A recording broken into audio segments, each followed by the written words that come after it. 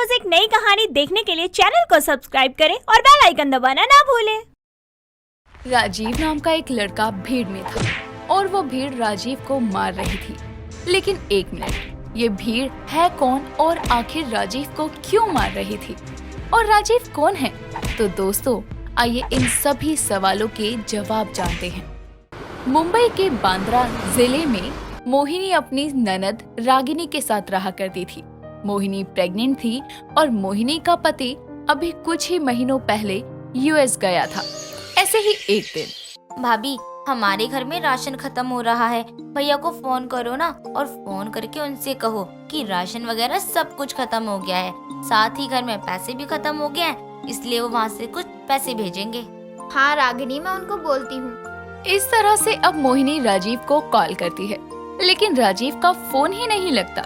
ये देखकर मोहिनी अपनी ननद से कहती है, रागिनी, राजीव का फोन नहीं लग रहा। कोई बात नहीं भाभी, आप किसी और टाइम कॉल करना, क्या पता भैया का कॉल तब लग जाए।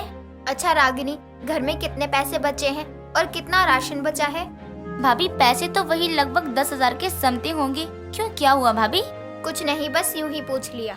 मोहिनी अब परेशान हो जाती है और अपनी कमरे में जाकर वो राजीव को फोन करती है, लेकिन राजीव का फोन नहीं लगता। ऐसे ही समय गुजरता है और अब मोहिनी के घर में ना तो खाने का राशन बचा था और ना ही उसके पास पैसे बचे थे। मोहिनी बहुत परेशानी से कमजोर हो गई थी। ये देखकर रागिनी अपनी भाभी से कहती है, भाभी क्या हुआ? आखिर ऐसी कौन सी बात है जो आपको परेशान किए जा रही है? आप जानती है ना, ऐसी हालत में आपको टेंशन नहीं लेनी चाहिए। मैं करूँ भी तो क्या रागिनी, घर में पैसे नहीं है, राशन नहीं है, हम करे भी तो क्या करें? भाभी आप चिंता मत कीजिए, यहाँ जो नए राशन वाले अंकल आए हैं ना, मैं उनसे कुछ उधार लेकर आती हूँ। अब क्या था, रागिनी दुकानदार के पास जाती है और दुकानदार से उधार मांग लेती है। जिसके बाद अब ऐसे ही दिन गुजरते हैं। कभी रागिनी उधार मांगती तो कभी मोहिनी अपना बड़ा सा पेट लेकर लोगों से पैसे उधार मांगा करती और लोग उस पर तरस खाकर उन्हें उधार दे भी दिया करती। अब ऐसे ही कुछ समय और गुजरता है, लेकिन अब लोगों ने उनको उधार देने से मना कर दिया था। अब उनके पास सिवाय घर के कुछ नहीं बचा था और मोहिनी ने उस घर को बेच दिया।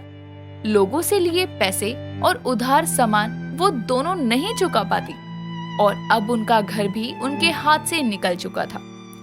दोनों ननद भाभी रोड पर आ गई थी और इस तरह अब एक रात वो दोनों सड़क पर सो रही थी। तभी वहां दो गुंडे आते हैं और रागिनी के साथ छेड़खानी करने लगते हैं। तभी मौकाए वारदात पर वो दुकानदार आता है और उन दोनों को मारकर भगा देता है। तभी अचानक से मोहिनी को लेबर पेन शुरू होता है और वो दुकानदार उसको सरकारी अस्पताल में ले जाता है।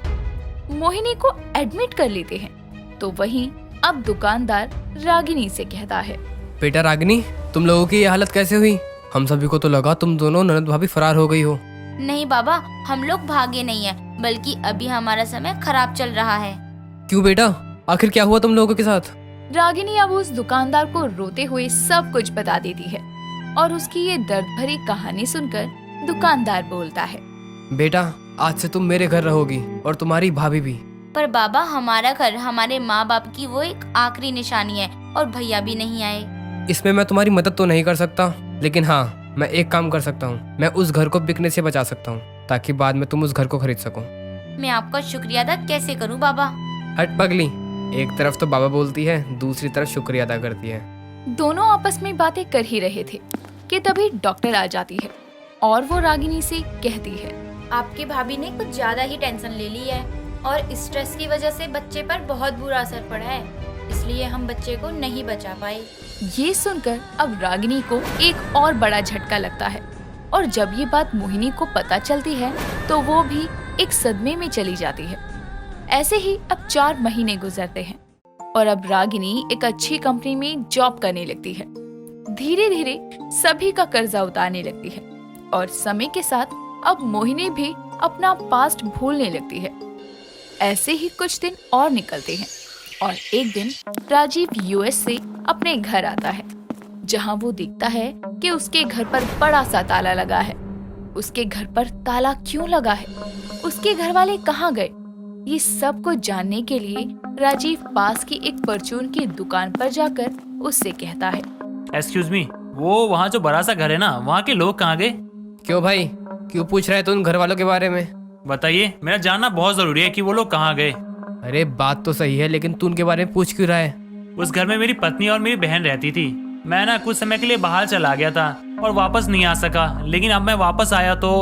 उसकी बातें सुनकर दुकानदार उसको घूरने लगता है और खुद से मन में बोलता है, अच्छा, तो ये है वो निर्लज आदमी जिसने अपनी पत्नी और बीवी को ऐसे दिन दिखाए। जब लोगों के 2 लात घुसे पड़ेंगे ना, तब इसको अकल आएगी और अपनी फैमिली की कदर भी पता चलेगी।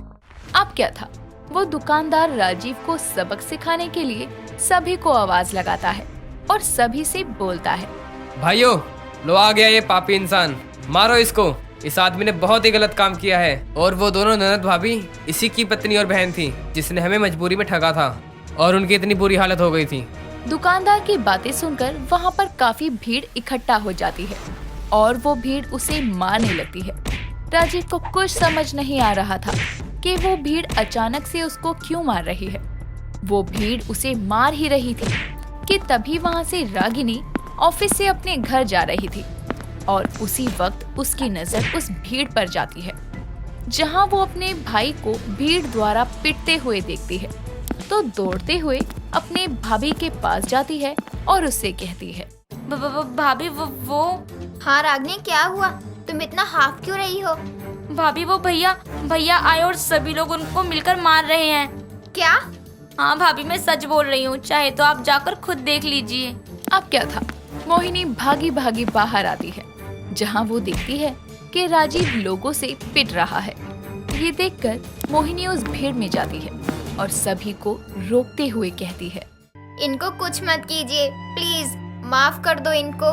पर बेटा, तू जानती है ना इस नीच ने तेरे और रागिनी बिटिया के साथ क्या किया है? हाँ बाबा, मैं जानती हूँ, पर इनको इनकी सजा तब मिलेगी जब इनको सच पता चलेगा। सच? कैसा सच मोहिनी? यही कि जब आप हमें छोड़ के गए थे तो आपकी बहन, आपकी पत्नी और आपके होने वाले बच्चे ने ना जाने कहां से कैसी कैसी ठोकरें खाई। बाद में मिले मुझे ये बाबा, जिन्होंने मुझे और रागिनी को अपनी बेटी समझकर पाला। लेकिन अफसोस तो इस बात का है कि उस दर्द भरी ठोकरों में मैंने अपना बच्चा खो दिया। क्या? मेरा बच्चा अब इस दुनिया में नहीं है? हाँ राजीव जी, आपका बच्चा अब नहीं रहा और अब आपका हक हम दोनों ननद भाभी में से किसी के ऊपर भी नहीं है। बच्चे की सुनकर और अपनी बहन और पत्नी की आपबीती सुनकर राजीव को अपने किए का पछतावा होता है और वो खुद को कोसते हुए बेहद रोने लगता है। मोहिनी, मुझे माफ कर दो, मैं भटक गया था, प्लीज अपने पति को माफ कर दो और मैं तुम्हें छोड़ के कभी नहीं जाऊंगा। जो एक बार जा सकता है, मैं उस इंसान के ऊपर कैसे विश्वास कर लूं राजीव जी? तुम्हें भरोसा करना होगा मोहिनी, मैं तुम्हारे आगे अपनी पत्नी की भीख मांग रहा हूँ, मुझे मेरी पत्नी वापस कर दो। राजीव अपनी पत्नी के आगे गिड़गिड़ा रहा था, तभी वहाँ पर रागिनी आती है और रागिनी को देख राजीव रागिनी को पकड़कर फूट फूट कर रोने लगता है और उसे रोते हुए बोलता है, रागिनी, अपनी भाभी को बोलना कि मुझे माफ कर दे, मैं अपने किए पे बहुत शर्मिंदा हूँ। भैया, मैं आप दोनों के बीच कुछ नहीं बोल सकती, लेकिन हाँ, मुझे भाभी का तो पता नहीं, लेकिन मैं आपको कभी माफ नहीं करूँगी, ये याद रखना।